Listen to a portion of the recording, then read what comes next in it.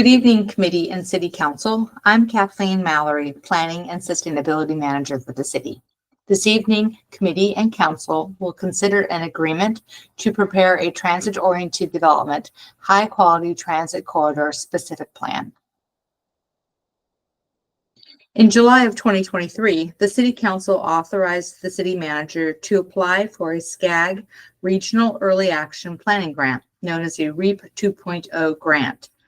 That grant was intended to promote housing infill on public and private lands to be used for development of the TOD High Quality Transit Corridor program.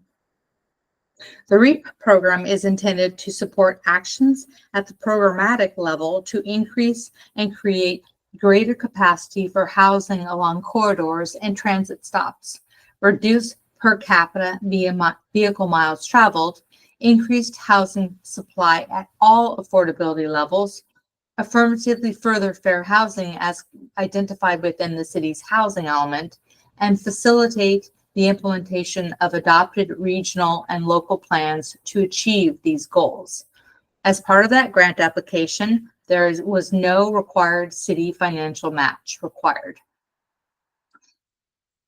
In October of 2023, SCAG announced that the city would be awarded that REAP 2.0 grant for a little over $1 million to establish a transit-oriented development, high-quality transit corridor specific plan with housing incentive area tiers for accelerating infill development near that SCAG identified 2024 high-quality transit corridor.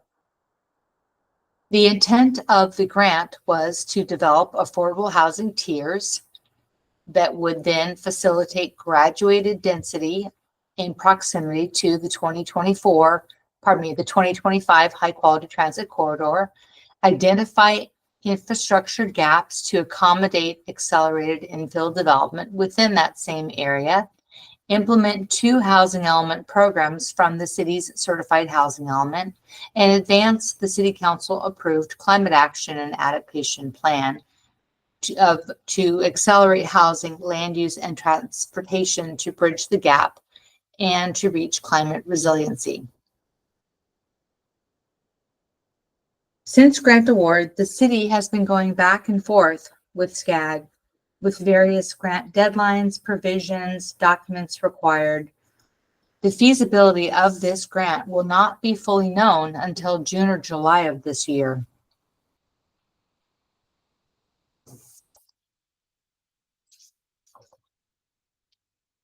The city issued an RFP in 2024, and Gruen Associates was identified as the overall most qualified, experienced, and responsive consultant to award this competitive contract to.